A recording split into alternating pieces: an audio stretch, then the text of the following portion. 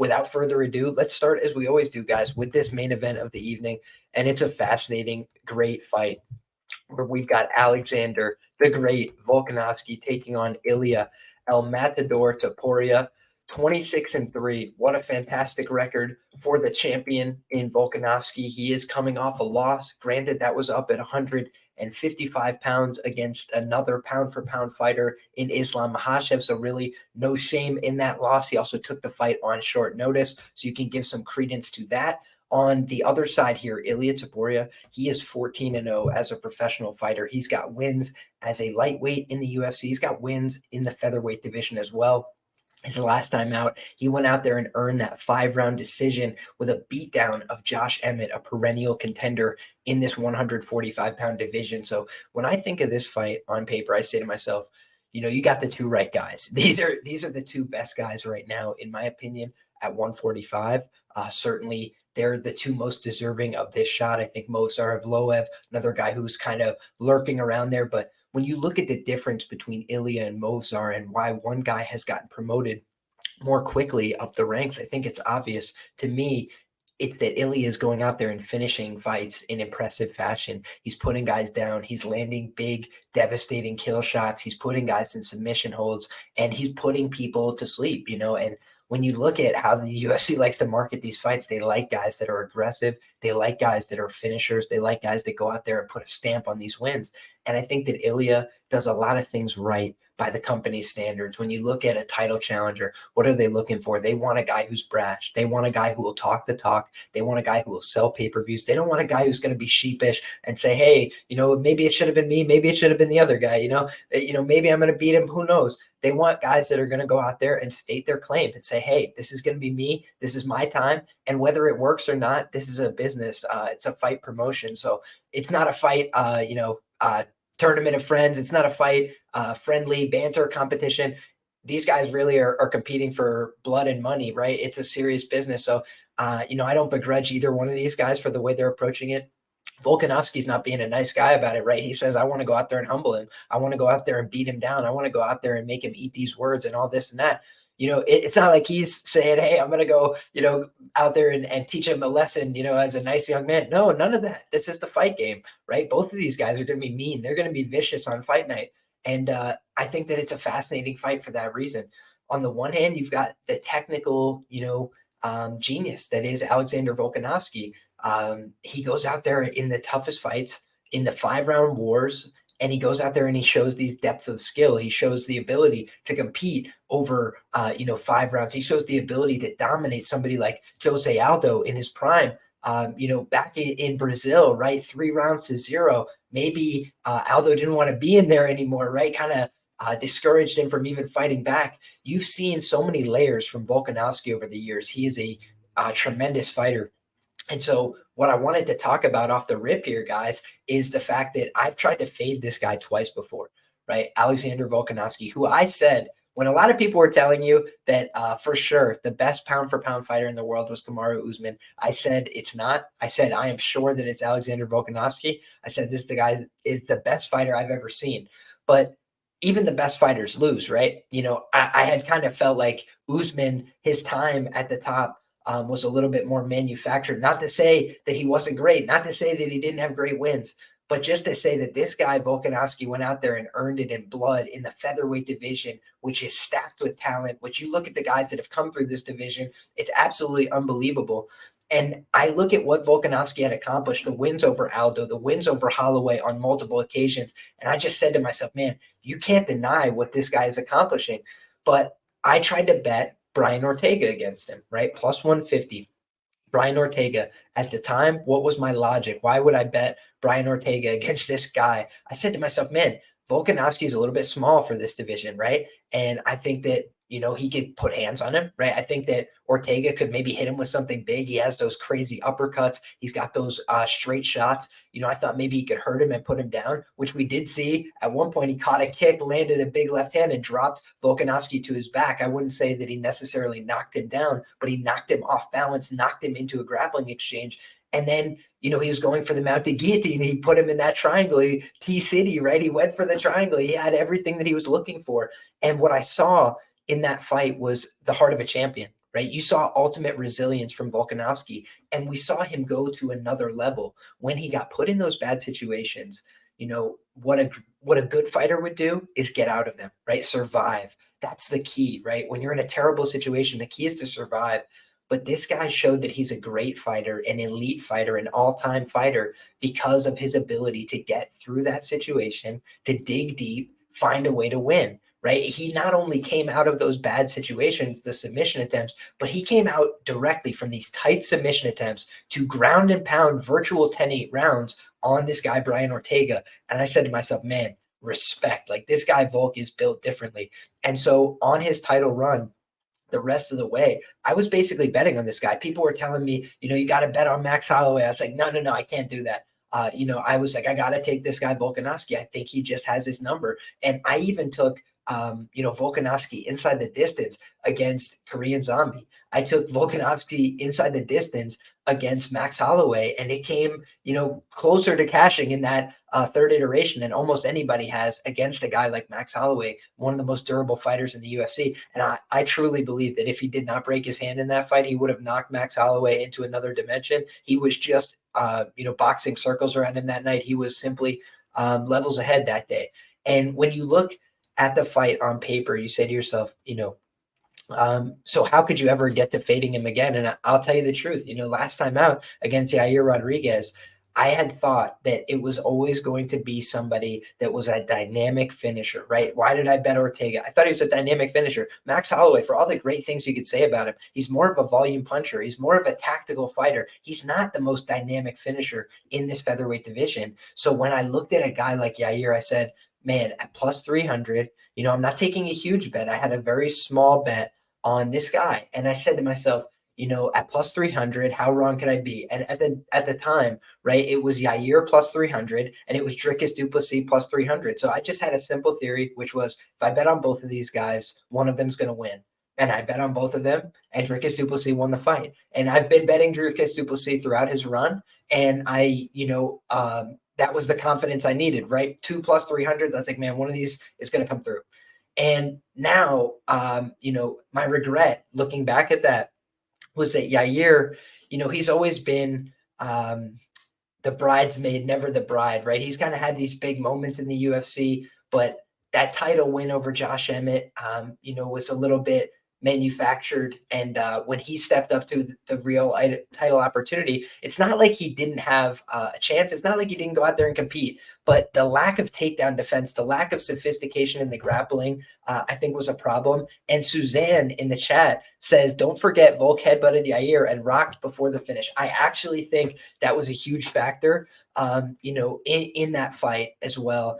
Yair was getting a little bit outclassed. He was getting taken down. He was getting beat up. But I also think it contributed to the finish. And I think that Yair is dangerous throughout the fight, right? We've seen that throughout his career. So, to have that fight kind of cut short by that clash of heads, I'll say even, I won't even blame it on Volk. I'll say it's incidental. But let's say it's incidental contact. It still really robbed us of what could have been, some more competitive rounds, some more competitive minutes there. And I truly think that a guy like Volk, he's competing for every minute of the fight. He's a very driven fighter. He has a will to win that's very strong, but we've also seen that cost him, right? His bravado, his ego, let's say, was what caused him to take that Islam Makhachev fight. When he said, right after the fight, hey, I was drinking every day. I was unprepared. I shouldn't have taken that fight. And now you're looking at a guy who's making what amounts to a turnaround 3.5 months later. That seems to me like not enough time to bounce back from a knockout loss with a great amount of preparation. Am I saying that he's not coming in great shape? No, of course he is. But, typically we talk about when somebody gets a brutal knockout loss, you want to see him take 4 months, 6 months, 8 months out of the cage to recover, to let their brain have some rest. And, he's a guy that's 35 years of age, right? Maybe he doesn't have the time to do that at this stage of his career, to take these big opportunities to get his career to the directions that he wants. But I just think to myself, like, is 3.5 months enough time to turn around from what amounts to the most brutal knockout of his career? One of the more damaging fights of his career. He gets dropped with a big head kick. by the way, guys, he got hit with several head kicks in that fight, not just one. So he gets hit with a bunch of head kicks, brains rattling all around there. And then at the end, guys, that finishing sequence was really, really brutal. I mean, he takes him down, and Volk, when I watched it just on the live broadcast, it didn't look that bad to me. Obviously he gets head kicked. That doesn't look great. And then it just looked like, Islam like short shots, like trying to follow up, just get the stoppage, TKO type of deal. But when you watch it back on like those slow motion replays, he was like, bing, bing, bing. And you just see Volk going, dun, dun, just like all over the place, ping pong in his head all around. So when you look, it's not to say, and Jay Will says, Michael Johnson turned out okay. I think he had a little bit longer of time off, my man. I think Michael Johnson was out of the cage longer between fights, and he fought Darius Flowers, right? Let's be serious. I bet Darius Flowers, but I was betting Darius on potential upside, and the fact that Michael Johnson was 4-9 as a UFC favorite. So when I look at that fight, I'm not judging Volk on like that's his best work, like that's the best he can bring against Islam. Obviously, it wasn't, right? He'd tell you the same thing. But what I am saying is, when Volk took that fight, it was a mistake. His trainers tried to talk him out of it, but he couldn't be talked out of it. He said, I want to be active. I need these fights. I got to stay in there. And now he's doing the same thing, right? I want this fight. I'm telling the UFC I need it to turn around quick. And that's what he said. He had said that from the outset. He said, I want to turn around and fight him in January. And I think the UFC basically said, like, put the brakes on that. Let's at least do February. And he agreed. And I think that's why we're here. But for a guy like Ilia, I think that this is an opportunity, right? And I don't think that this is an easy fight. It will never be an easy fight to fight Alexander Volkanovski, but timing is everything in mixed martial arts. I think that if you had offered him this fight at the same time that Yair had taken it last year, we would have even been having a slightly different conversation. But we're now having a conversation where I think that people maybe that don't compete can also miss some of the psychological elements that go into it. There's a lot of confidence that comes with being a UFC champion. There's a lot of confidence that comes with being on a win streak. There's a lot of confidence that comes with momentum and, having, winning is a habit, right? Losing can also become a habit. And obviously when you've lost one time in X amount of years against the best guy in the world, it's like you can't really take too much away from that.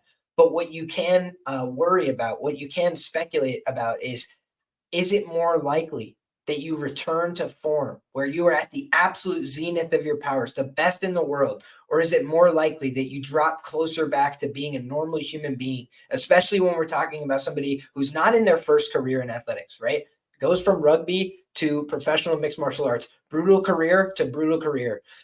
Goes from 250 pounds or whatever it was, whatever they say, 225 pounds, all the way down, to 145 pounds. So he's a guy who's lost a lot of weight. Things that don't get easier with time, cutting weight, right? As you get older, it becomes a little bit more difficult. This is a guy who's expressed open interest in, I want to move up to 155. I want to get out of this weight class. Like, I don't want to keep coming back to 145. But now the 155 pound strap, that conversation's over unless he can defend this title. So he kind of needs to come back to this weight class, right? And when you got a guy like Ilia in waiting, this isn't an average guy. This is a guy who's very serious. Nobody's found the code yet. Nobody's cracked the code on this guy yet. So if you wanted to pick a guy like, hey, let's find a featherweight that could solve Ilia Topuria right now, you're drafting Alexander Volkanovski. I understand that. But that doesn't mean it's going to be an easy fight for Volk either, right? You look at guys that have given Volk problems in the past. The reason that I always speculated the guy who would eventually get him would be a dynamic finisher is because I've been watching this sport for a long time, and I saw him get clipped by Chad Mendes way back in the day. And this is, again, when I learned exactly what he's made of. Championship medal. This guy's got guts. This guy's got heart. There's nothing bad I'll ever say about Volk. He's one of my all-time favorite fighters. But also, he's a guy with a lot of bravado. When he got cracked by Chad Mendes on the chin, hurt badly. He got bang. He got hit like in the eye as well, like couldn't really see too good. He was messed up. And do you know what happened in that spot? He bit down on his mouthpiece, stood in the pocket, and started swinging back. And if you guys have watched Chad Mendes' career, that is the one thing that Chad Mendes really does not like, is when guys are willing to sit down in the pocket with him. Frankie Edgar knocked him out. Conor McGregor, withstood his storm, walked him down, beat him up, finished him. You see these guys that are able to stand in the pocket. Jose Aldo, same thing, was able to return fire in the pocket. The guys that could sit in the pocket with Mendes, who's a very powerful pocket boxer, those were the guys that were able to get to him. And this guy, Volk, made a committed decision that I'm going to sit in the pocket and I'm going to throw with this guy by hook or by crook, because at the time, he was the young man on the rise. This was the guy who was the former interim champ, or the guy who's, fighting for titles and this and that. They're looking for this way, to get one guy on the rise, right? Volk was this guy at a certain time. If you go back and listen to Volkanovski when he was on the way up, was he like, I think Max Holloway's the best, and it'd be lucky if I ever beat him? No, he said, I'm Max Holloway's worst nightmare. This guy doesn't want to fight me. Nobody wants to fight me right now at 145, because the truth is I'm going to beat them all up. And he said, after, one of my all-time favorite speeches after a UFC win, he said, Max has only lost to the greats, but now he's lost to another great, Alexander the Great. This guy was the exact same confident mother effer on the way up, because, guys, that's what it needs to be the best. The guys that get to be the best most of the time in this sport aren't people that are out there like, hey, if it happens to me, it would just be aw shucks. No, it's people that tell themselves every day, I can do this. I am the best. I am going to beat anybody they put in front of me. You have to convince yourself that I'm living a championship lifestyle. Nobody can touch me. And that's the mindset. I can tell you guys, I have all these books, let's see. The Fighter's Mind right here. Do you think these guys in this book are sitting there like, hey, this other guy might beat me, who knows? No, they're telling themselves before the match, nobody can touch me. I'm the best. And when anybody else thinks they're the best, I'm going to let them know. I'm going to show them. They're going to recognize. So both of these guys are talking like they're the most confident guy in the world, as they absolutely should be. This is a UFC world title fight. So I think that this is a fascinating matchup on paper, but I've heard a lot of people, because I've been putting up a lot of posts. I always like to just put out feelers on Twitter. If you guys don't follow me at LiamPicksFights on Twitter, I try and put out valuable information, trends. One trend coming into this fight, Alexander Volkanovski never lost as a favorite. This line is about to get to, pick 'em, territory. It's possible that this line will flip before fight time, which is something that I predicted a few months back when this line opened up, just because of the recent form of the challenger. When you look at a guy that's this young, that's this marketable, that's this flashy with his style, that doesn't have many known flaws, it's a guy that is difficult to project is going to be beaten on paper, right? Same thing with a champion. When you talk about champions, why are they typically favored in their fights? They're typically considered the best fighter in the world in their division. So it's rare to see a champion close as an underdog. I often say, when a champion is an underdog, it tends to be a dog or pass situation for me. But this is a really fascinating line as well. Let's pull up the lines right now, because I don't have a line in front of me. So according to Best Fight Odds right now, the best available price on Ilia Topuria is plus 102 anywhere in the market. And we're looking at a price on the other side of minus 118, best available on the Volkanovski side. Let's just pull up fightodds.io, because that will show us some offshore markets as well. Yeah, you're seeing as high as plus 110 on the Ilia Topuria side. So now you're seeing a lot more money coming back in towards the champion. And that does not surprise me either. I think this line will ping pong a little bit. But I expected when it opened, in the plus 160, plus 155 territory, that sharp money was going to hit down the Ilia Topuria side, till it was at least under plus 125, plus 120. So I do think that there's a chance this line will flip. I think the DDP line ended up flipping right before fight time in Vegas. I think that could be telling as well. It's something I'll be paying attention to. But frankly, guys, this fight's taking place in Anaheim, California. This is a big fight. It's going to be an arena fight. And both of these guys have a lot to prove, right? Volkanovski, he's taken a long trip over here, and he's got, a big chip on his shoulder, right? This is a guy that is highly motivated. I know that. He's going to come in here with a great game plan. He's going to come in here well trained, but he is the much older guy in this fight. Let's bring up some of the intangibles here that we haven't discussed. I like to use UFC stats. I think they're a little bit more reliable than Tapology, with all due respect to our friends over at Tapology. So Volkanovski's coming in here, 5'6", short king, taking on another short king here, 5'7", Ilia Topuria. Both these guys holding it down. Volk will have a 2-inch reach advantage here on paper, 71 inches compared to 69 inches for Ilia Topuria. However, Ilia Topuria going to be the significantly younger athlete. Circa is up to plus 112 on the Ilia Topuria side, according to Man of the Library. So shout out to him. But yeah, I think that this line is a little bit all over the place. It's about plus 110 on Bet Online as well. Shout out to Ghost. Very sharp, very analytical. Check out the account on Twitter for some great threads. Topuria seems cool, calm, collected. I totally agree. I agree with that statement. I'm looking through the chat here, guys. I want to shout out the sharpest chat in the game here. Suzanne says, I think Liam will go with the younger fighter, LOL. I do not always go with the younger fighter. Remember, I went with old Nicholas Dalby to get the job done against Bonfim, right? I've definitely switched it up over the years. It depends on the matchup. But in this case, I am going to have to pick up, on the Ilia Topuria side, right? I think that I'm going to have to pick Ilia here. And it's a pick that I'm going to consider over the course of the week, right? I'm going to retape this as well.